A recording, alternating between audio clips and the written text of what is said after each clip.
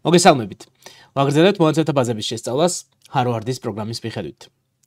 და აი ამ გაკვეთილში უკვე უნდა ვისწავლოთ column constraint-ების შესახებ. ანუ რას ნიშნავს column constraint-ები?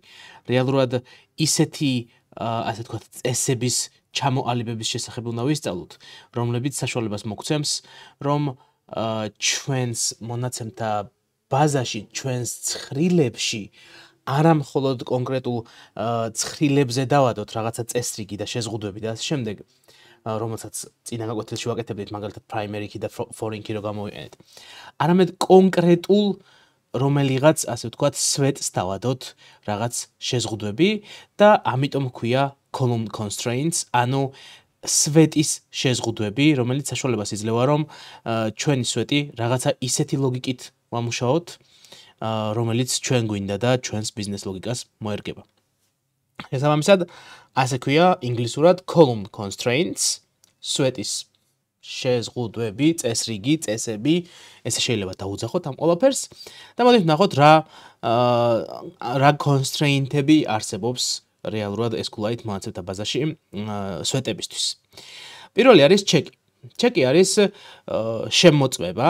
მაგალითად შეგიძლიათ შეამოწმოთ, რომ რაღაც კონკრეტულ ველში არსებული ინფორმაცია იყოს მაგალითად 0-ზე მეტი.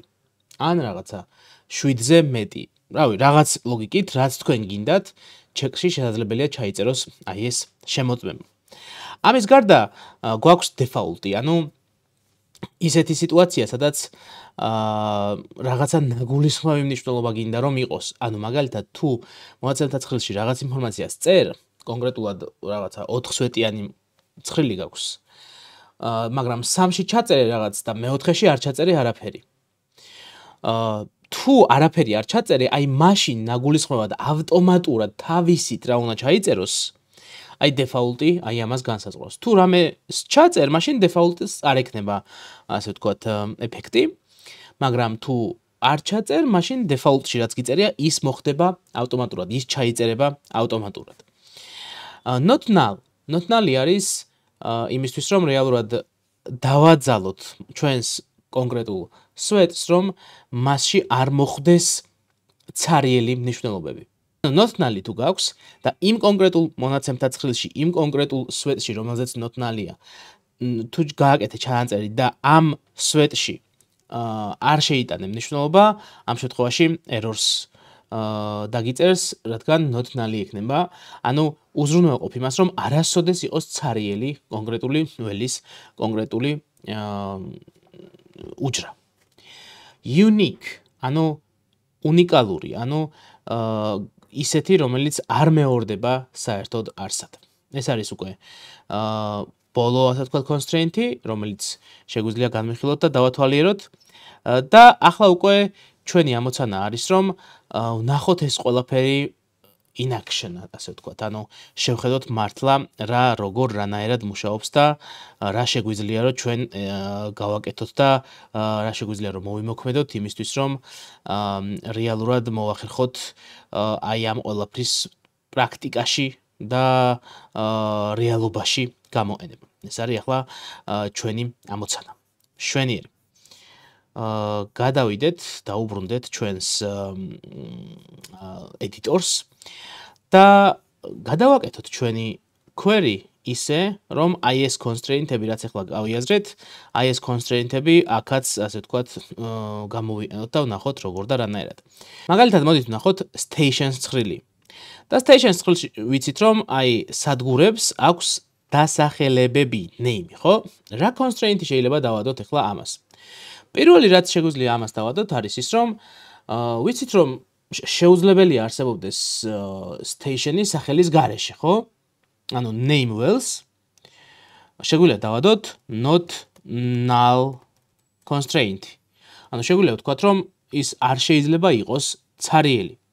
იმიტომ რომ შეუძლებელია არსებობდეს რომელიმე სადგური, რომელსაც არ აქვს სახელი. შვენიერი. და ასევე შეგვიძლია იგივე ასე ვთქვათ name wells დავადოთ უნიკალურობის constraint-იც. ანუ თუ გვინდა რომ ყველა სადგურს და ეს ასეც უნდა იყოს, ყველა სადგურს ჰქონდეს განსხვავებული სახელი, მაშინ უნდა ავკრიფოთ unique, უნდა დავუმატოთ unique constraint. ამ შემთხვევაში ეს უზრუნველყოფს იმას, რომ ჩვენი, ასე ვთქვათ, სახელის შესაბამისი ველი არ იყოს ცარიელი და იყოს უნიკალური. შვენიერი. რაც შეეხება lines, აი line-ის შემთხვევაში not null გვჭირდება, ანუ რომელ ხაზზეა ეს სადგური, ეს გვჭირდება, მაგრამ უნიკალური არა, იმიტომ რომ ერთი და იგივე ბევრი სადგური შეიძლება ერთ ხაზზე იყოს განთავსებული, ხო? შესაბამისად, ეს line-ი რო გამეორდეს, არ არის პრობლემა. მაგრამ not null-ი, ანუ ცარიელი რომ იყოს, ანუ ისეთი სადგური, რომელიც არც ერთ ხაზზე არ არის, ესეთი სადგური ალბათ ვერ იქნება. შესაბამისად, not null-ი გვჭირდება, რომ line-ის ადგილას კონდეს. ეს არის აი ამ constraint-ების გამოყენების ერთ-ერთი მნიშვნელოვანი მაგალითი.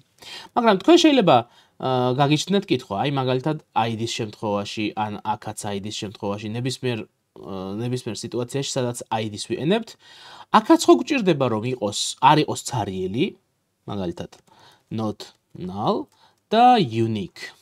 ესენი აქაც ხო გვჭირდებაო, შეიძლება გაგიჩნდეთ ესეთი შეკითხვა.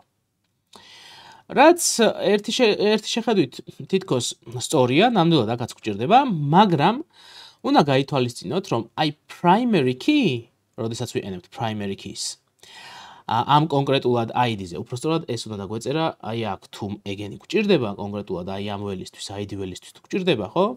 მაშინ აი აქ უნდა დაგვეწერა, ხო?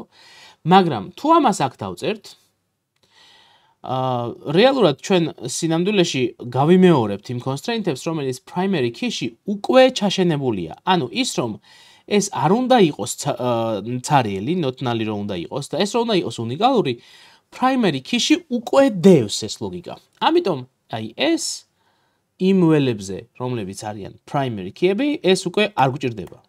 იმიტომ რომ ეს შიგნით ავტომატურად უკვე დევს. შვენიერი. ესეთ ჩვენი constraint-ები და მათი მაგალითები შეგვიძლია გავუშვათ ისევ ჩვენი schema SQL ფაილი და ნახოთ როგორ აისახება. აი აგერ შვენივრად ავსახეთ უკვე not null-ი და unique-ი და აქაც კიდე not null-ი კონკრეტულად აი ამ ხაზებისთვის. შვენიერი.